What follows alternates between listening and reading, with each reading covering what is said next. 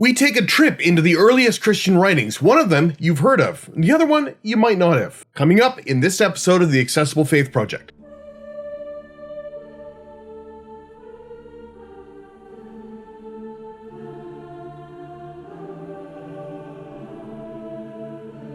Hi there, I'm John, and welcome to the Accessible Faith Project. If you're new here and looking for insights into the Bible, faith, and history in ways that engage your brain regardless of your faith stance, then please hit subscribe and that little bell icon so you can be notified anytime I upload a new video. So I've already done an older video on the oldest book of the Bible, which by default is part of Hebrew Scriptures. But what about the New Testament? What is the oldest book in the New Testament? Or even what is the earliest Christian writing that we have? It may not be what first comes to mind, but by exploring this, it gives us a better insight into the earliest days of the movement that became Christianity. For Christians, the New Testament continues the story of God's relationship with humanity, focusing on the life and teaching of Jesus of Nazareth, as well as figures and stories from the infancy of Christianity as a movement. But the New Testament didn't just simply drop out of the sky, leather-bound and ready to read. Real people wrote about their experience of faith in various ways, and other Christians began to regard some of them as being particularly meaningful, and eventually sacred.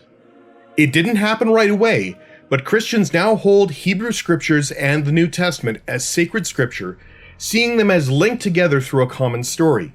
The story about how it all came together is the kind of things that scholars have developed entire careers around, and there's no way that I can cover all of that in one video. So I'm not even going to try. But rather, here's a snippet. Despite how the works of the New Testament are ordered in the Bibles that we have, almost none of them are in chronological order. Matthew was not written first, and Revelation was not written last. They were grouped together by type, and then arranged by size, well, mostly.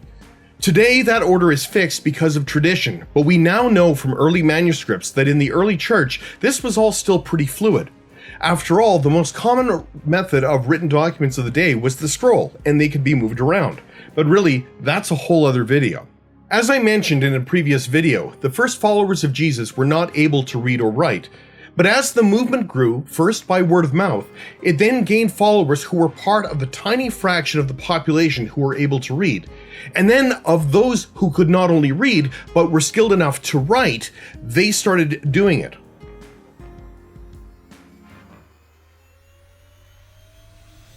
One of them was who we know as Saul of Tarsus, the Apostle Paul, or Saint Paul.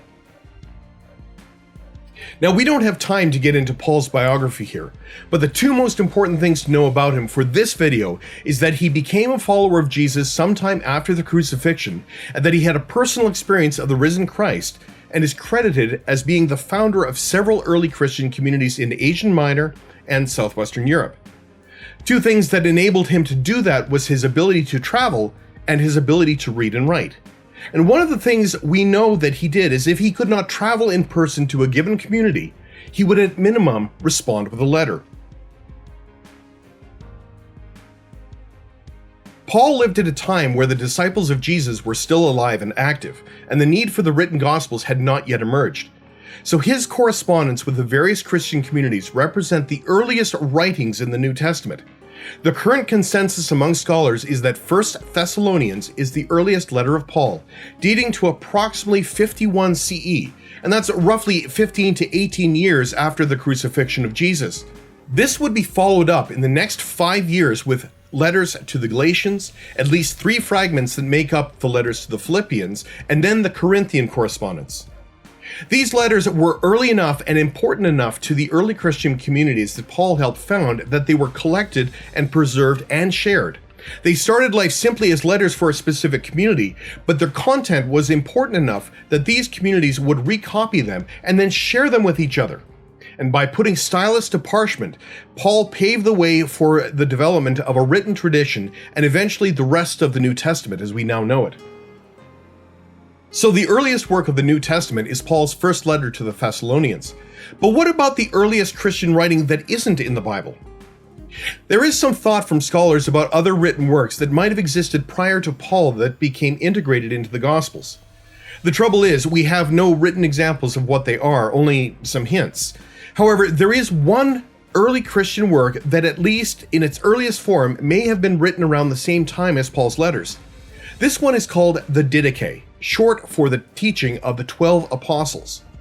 This work has a very complicated history, but some of its earliest portions give an insight into how the early church worshiped together and that the organization was still pretty fluid. Scholars knew about it from fragments and other early church writers referencing it, but it wasn't until a lost manuscript was rediscovered in 1883 in a monastery in Istanbul. That has since given us the ability to study it in depth. And while the Didache was not included in the New Testament, we know from conversations among early Christian writers who quoted from it that it was still highly regarded, even if it didn't make the final cut. And that's worth a whole other video. So what if this was new to you? What other questions does it raise? Do you want to hear more about the Didache? Let me know in the comments section down below. Now there is a lot more to be said, but this kind of glimpse into the earliest writings from Christians helps us to connect to the very real and very human realities that they dealt with. It helps us to understand the context, and it also helps us understand that people asked questions from very early on, and Paul did his best to address them. Now, if you're interested in the Didache and its importance to the early church, and what sort of impact it has had since its rediscovery, I've included a few links down below that you might find useful. So if you want to explore this in ways that will expand your horizons and deepen your understanding regardless of your faith stance, then come and join us on this journey by clicking on subscribe and that little bell icon, and you're set to go. And I'll see you next time on the Accessible Faith Project.